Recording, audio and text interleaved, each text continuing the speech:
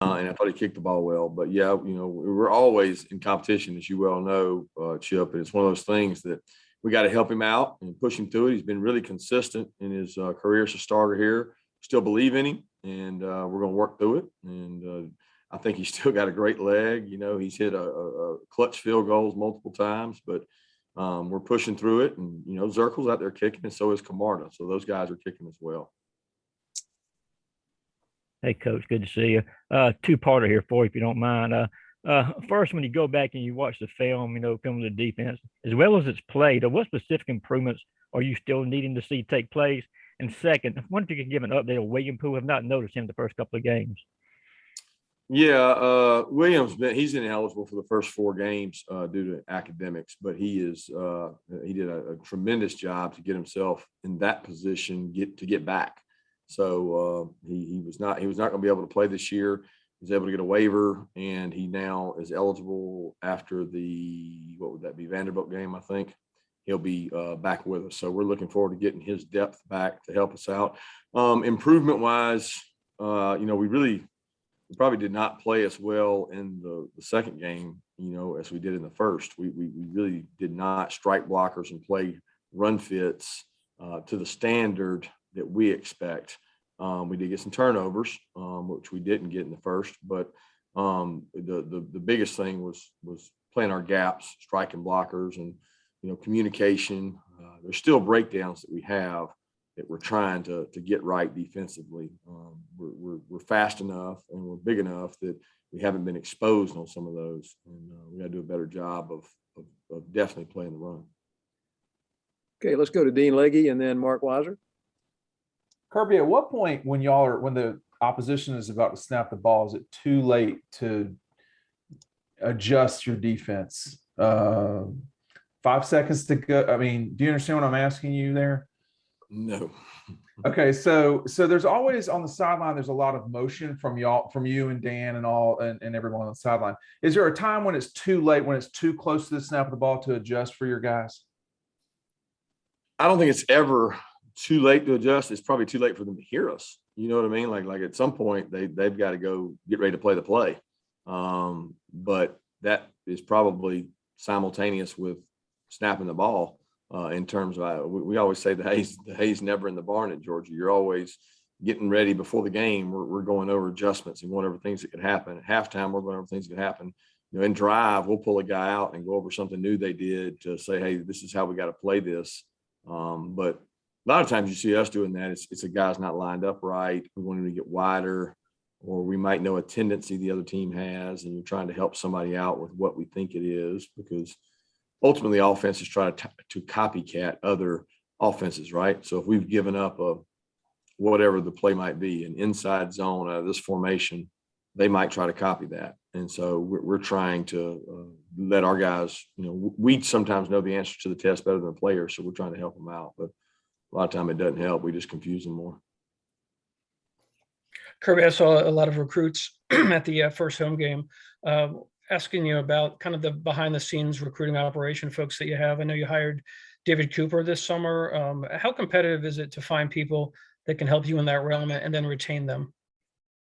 Yeah, it's extremely competitive. It's the number one, attribute to having success is getting good players. Now you got to develop them. You got to make sure they go to class and do their academics and they develop as a player. But number one thing you can do is be able to sign players, and we've got a tremendous recruiting staff. The group we have is just awesome. They're a joy to be around. They're smiling every day. I just passed by 2 of them in the hallway coming up here, and they're always recruiting. And this recruiting world's changed so much. They used to be, the coaches did the recruiting. They did it when they got off the field. Now it never stops. It's like year round. And the staff we have with David and so many others. Katie does a great job. Angela, Logan, Christina. We just have a wonderful staff that works really, really hard to do that. Cam is another guy that helps us. We got a great recruiting staff. Let's go to Jake Rowe and then to Mike Griffith. Hey, Kirby, wanted to ask you about just kind of some of your reserve offensive linemen and, kind of how they're progressing. I know you've mentioned Devin Willock. and guys like that, Marius Mims, are all of those guys, you said Amarius had battled some health issues during preseason camp. How are those guys progressing? How close do you think they're getting to maybe entering that top 6, 7, 8 group of linemen you guys have? Well, they're probably right at 7, 8, 9, 10 is where they are. They're getting a lot of reps, getting a lot of work. Devin has gotten a tremendous amount of work at twos with the guard, and Marius has gotten a ton of work at right tackle. And we're trying hard to bring those guys along, but it's not just on us to bring them along. It's their responsibility too to fight, scratch, claw for every inch, for every rep they get. And you have to be careful that they don't fall in a comfort zone, right? I'm comfortable being right here. There's no pressure on me versus I'm hungry and I want to be the best and I want to go out and compete to be the best every single day. And I want those guys to continue to get better, but they need playing time to get better, and they got to earn that. And it's not going to be given to them. They got some of this last week, but for the competitive game time reps in the SEC, they've got to earn that. Kirby, excuse me if you've already been asked this. I was under the impression this started at 6:30. I apologize. Can you give us an update on your quarterback situation and JT's injury status? Yeah, JT feels much better. He's continued to improve. I think he's better now than he was on Saturday. I don't know that he's 100%, but he's certainly getting closer to that. Stetson is repping, JT's repping, and Carson's repping. So Stetson's actually got some lower back issues that he strained some stuff, but he's able to go, but I don't know if he's 100%. He's been dinged up since Monday morning, but he went out and practiced as well. So they're all three practicing, and I wouldn't say 100. I think Carson's 100% healthy, but the other two are still pushing back. Let's go to Palmer Toms and then Seth Emerson. Hey, Kirby, along the lines of the cornerback situation, obviously DK seems to have emerged as one of the top options there, and you're rotating other guys. Is that the plan, for the season, or would you like to eventually settle into two guys that get the majority of the reps? To me, I want the best players to play, right? So the guys that practice the best, the guys that compete out there and make plays, part of it is not necessarily just the fastest, best player. It's knowing the system and understanding the checks and the alignments and knowing how to play in our defense. And I think that all the guys that have played can do that. DK has played quite a bit of snaps. So has Amir, so has Keeley. Jalen Kimber got in some. Kamari got in some. So we're continuing to bring that and develop that position along. But I'm not going to sit here and say I want two guys to play, three guys to play. I want guys that are capable of playing to be able to play. I'm always trying to create depth so that if we have injuries or if a guy doesn't have a hot hand, we can play the other guy. Kirby, not only with Shane, but with Mel Tucker and Sam Pittman, do you qualify now as having your own coaching tree? And what are the chances those guys have a group text message where they complain about you or something? Not they won't. I don't think they would have that. I definitely don't see them as my tree because two of them are my elders, and I learned a lot from them. Mel has a ton of experience, a lot more experience than I do, and he's been all over NFL staffs, and he was on Nick's staff. He's been really, really successful. So I was very blessed to have somebody of Mel's nature to help me start this program and build this thing. Sam the same way. Sam was great for us here and a good friend. So I don't take credit for either one of them. And then, Shane went and wanted to learn a different way. And he went to Oklahoma to do that. He was part of our trees, part of his dad's trees, part of Lincoln Riley's tree. So he's kind of his own person, and he's cut his own cloth. So I doubt those guys I doubt they have time to have a text thread to complain about me. Let's go to Davis Baker and then to Brandon Sudge.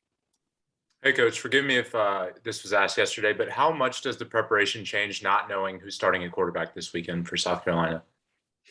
It really doesn't. I mean, everybody always asks that. It's the plays are the plays. The person running the plays and the mobility of the quarterback certainly changes. I think it changes probably third down. maybe more than anything else. Is he a pocket passer? Or are they going to move the pocket? Is he a scrambler? Is he a guy that's going to sit in the pocket? You know, it's just everyone's a little different. But the plays they run that aren't designed for the quarterback are the same. So the offense doesn't change based on the quarterback. Not a lot of times. The mobility might change, but that's really about it. Hey, Kirby, again, I hopped on a couple minutes late, so sorry if this has already been asked, but I was wondering if you could give us some updates at what wide receiver, even though this has become kind of a weekly thing that we ask. So how is Dominic Blaylock confidence in the knee? Is Harik Gilbert, is he back with the team? And when might Kyrus Jackson be able to get some opportunity on offense?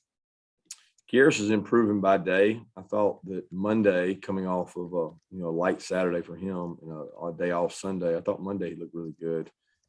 Today, I didn't notice him as much, but he's working his way back. I feel like he's closer than he's been. You know, we felt like Dom was a little ahead of Kyrus in terms of cutting and breaking and doing that, and confidence in his knee. He's like right there. And he's also dealing with a little bit of a hamstring issue. So it's not so much the knee now with him, it's a little bit of a hamstring, and that sometimes that happens because he hasn't been doing this kind of volume. So we've been trying to walk him along as we bring him back, but I couldn't tell you when they're going to be able to go. I mean, I feel like Kyrus will be able to play some this week. He's played, right? He's playing punt returner. It's just getting him out there and getting him in the offense and getting him cutting and breaking more. But outside of that, AD, Marcus, Arian, Jermaine, Justin, Jackson, all those guys are working hard. Arik is not back with us yet, and I don't know when he'll be back. Okay, Lance McCurley, and then we'll come back to one of the red and black writers. I think I see a couple of you, but we'll get one of y'all. Go ahead, Lance.